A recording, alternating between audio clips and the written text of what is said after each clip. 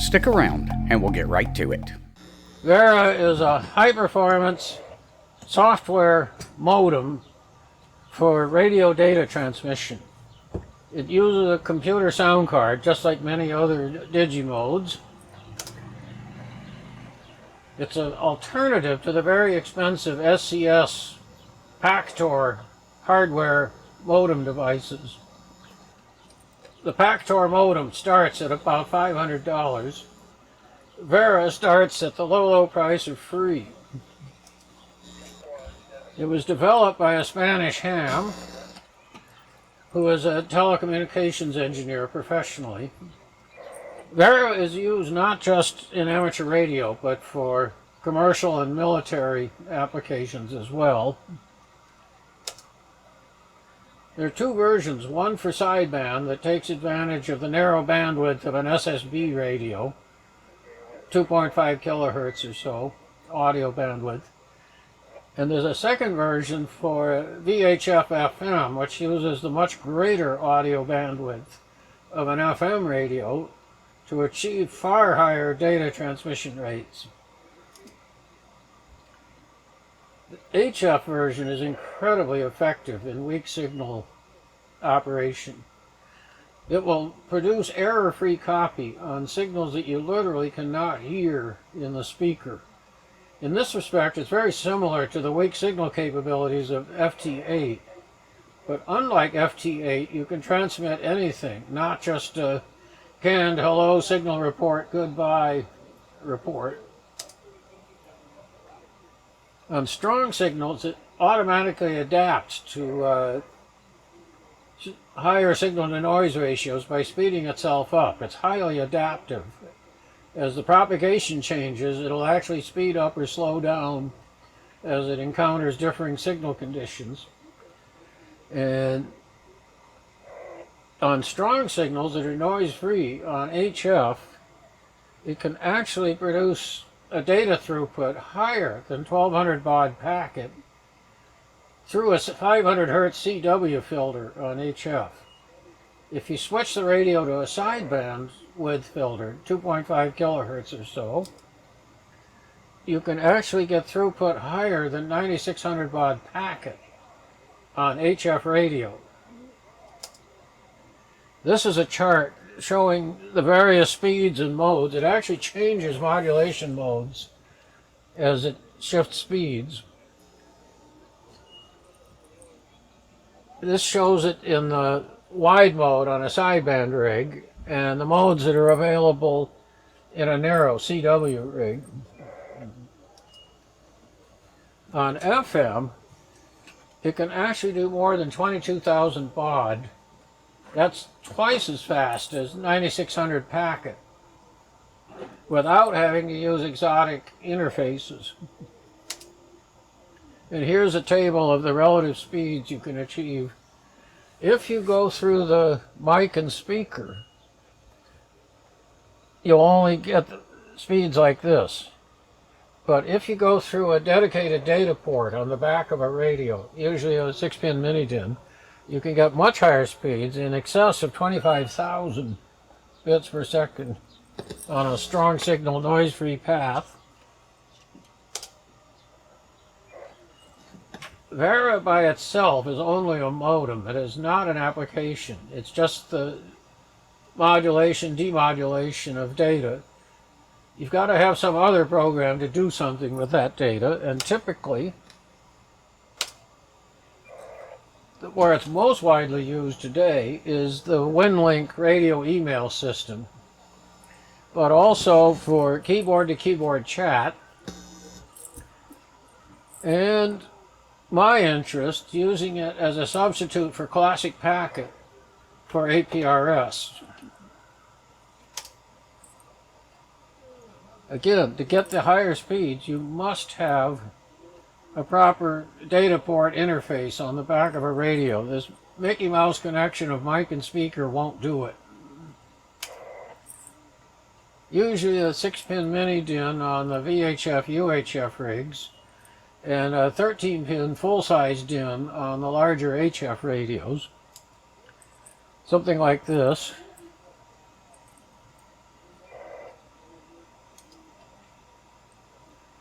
Again, if you try to use the mic and speaker connection, it'll kind of sort of work, but it'll be nowhere near as fast. Now this is a comparison on 60 meters of a drive I made from my hometown near East Lansing, Michigan, to my sister's farm in Kalamazoo. I was simultaneously operating alternately traditional 300 baud HF packet here and VARA here, and see this overwhelming difference on how many reports actually got through. This was on 60 meters, which is a very noisy band most of the time. On traditional packet, once I got out of ground wave range of my home station, it heard almost nothing for the next hour. But VARA, it was getting through consistently every time. That shows you that there's literally 2 orders of magnitude improvement in reliability. This is partly due to the fact that classic packet has no error correction. If you make a beacon, a position report beacon on APRS, and the receiving system doesn't decode it, that's the end of it. There's no request for a retransmission because there's no handshaking. VARA, on the other hand, the data is wrapped in not 1 but 2 layers of forward error correction, and 99% of the time, if a packet is received slightly defective, it can be fixed at the receiving end without having to resend it, which is why it gets through so much more frequently. Now here, the official website for VARA is here, and this is my personal web page with some of the VARA discussions on it. Now so far I'm just talking about VARA in general.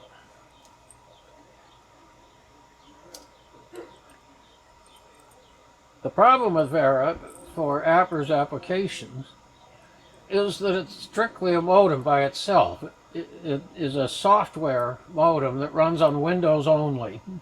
Now some people have kludged it and made it work on Linux, on Raspberry Pis, but it takes a lot of messing and tweaking to do it.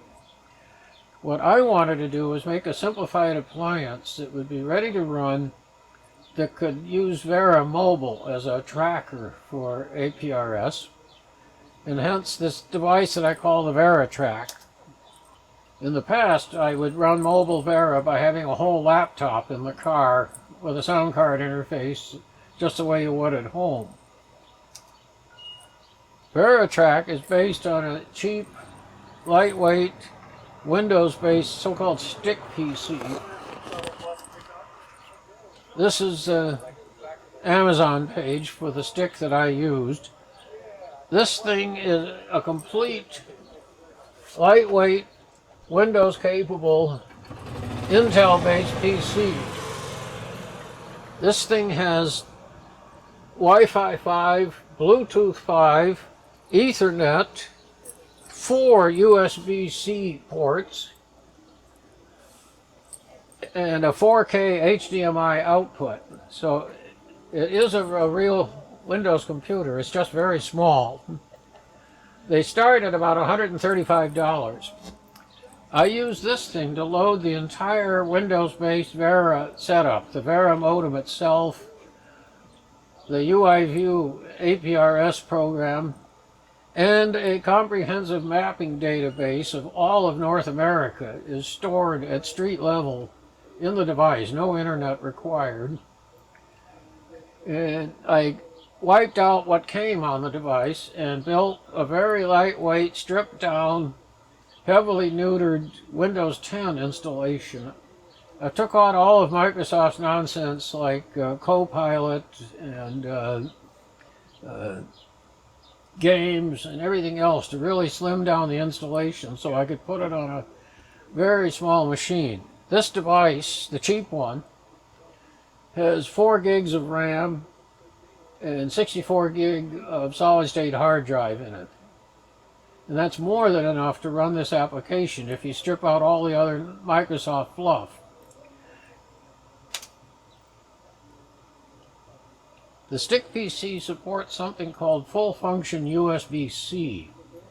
This is an enhanced USB-C port that can carry the usual USB data and DC power and 4K video and 5.1 sound all at the same time on a single USB-C cable, which makes it very tidy for the Veratrack setup, as you will see. These sticks run directly on 12 volts DC, which makes them a no-brainer for mobile applications. No DC to DC laptop adapters required, or wall warts, or power converters. It'll run straight off 12 volts from the car. The way I have it set up, if all you want to do is use it as a transmit-only APRS tracker, you don't even need a display keyboard or mouse. You can run it, as the network people say, headless. The thing is configured so that when you turn the power on, it boots Windows 10 and immediately starts into the Vera modem and the UI view program and starts looking for a GPS. And if it's there, the thing just starts beaconing automatically every few minutes. The idea is borrowed from the Bionics Tiny Track for classic packet APRS.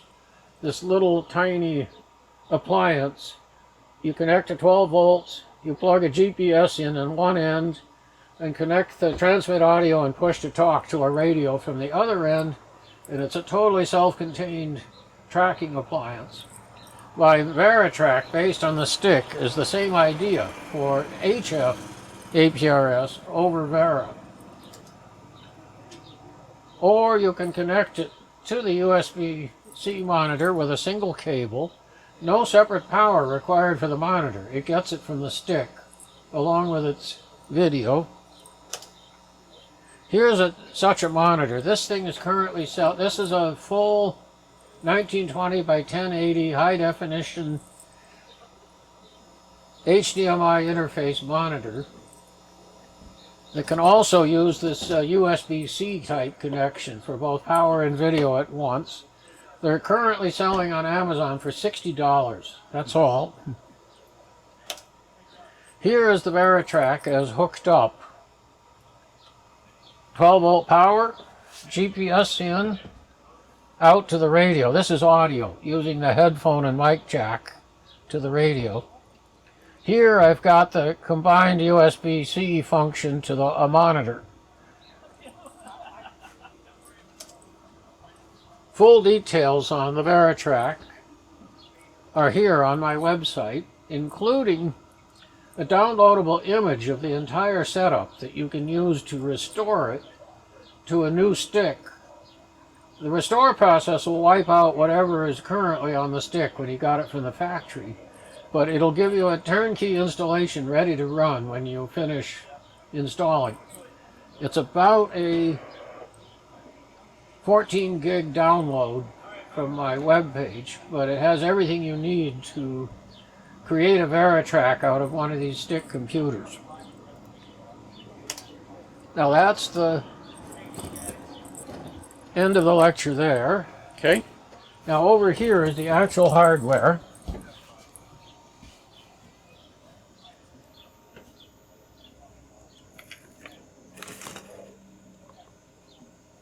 Let me retake it here. Well, okay, we'll start again. Here is the actual hardware. The stick PC, 12 volt power in.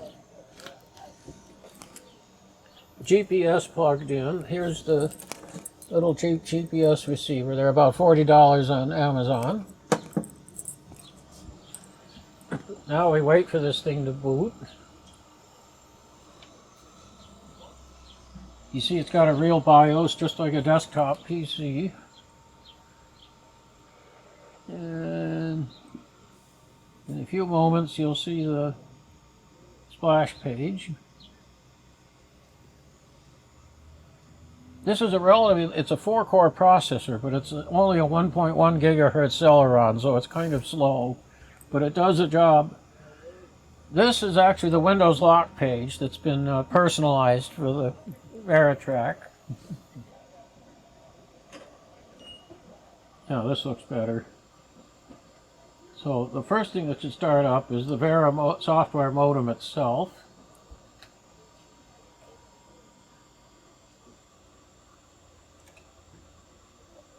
There it is. And you can see it's already picking up the noise from my receiver over here.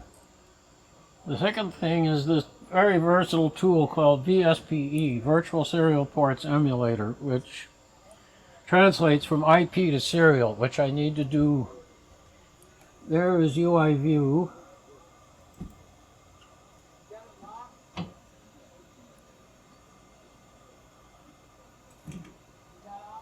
And then over here I have a GPS status monitor that's showing whether the GPS receiver is working and how many satellites it's using. Currently on the map you can see my presence here at Dayton and my home station in central Michigan showing.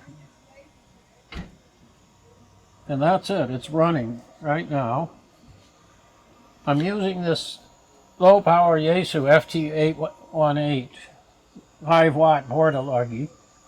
This is currently going into a miniature 40-meter dipole made of 2 ham sticks, all of about 8 feet off the ground, which is what I actually wanted for high-angle NVIS radiation for short-haul communications. And it works very nicely.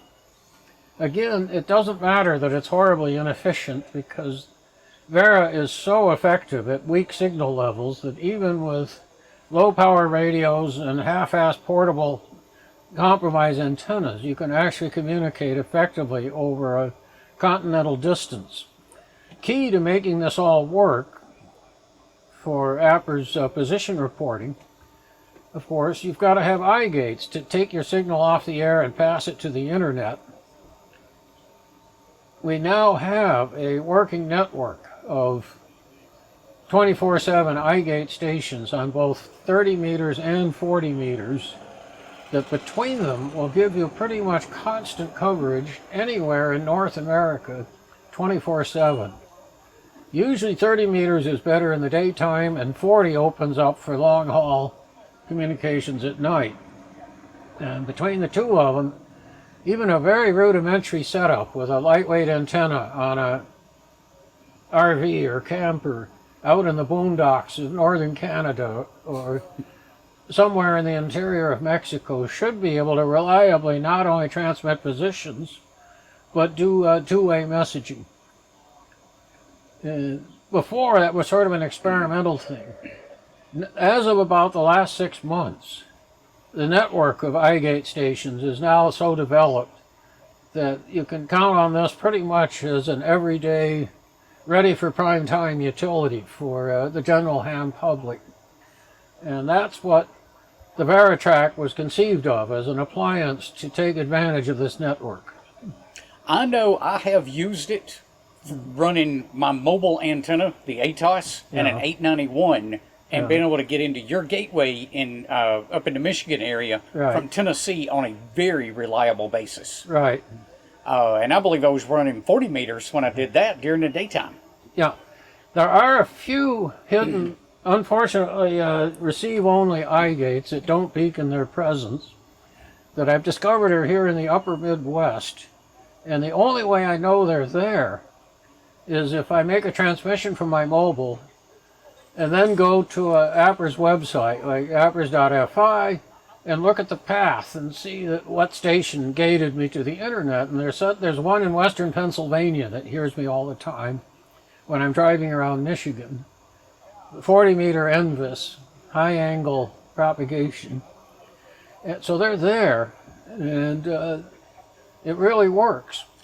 Well, Give it a try. I'm going to have to pick up this little laptop, or the little stick computer, rather, because I want to see if I can get this right. I'm not a Windows fan. I typically only run Linux. But I might have to at least make an exception to experiment and see what this will do. Okay. Well, thank you so much for the presentation today. Yes.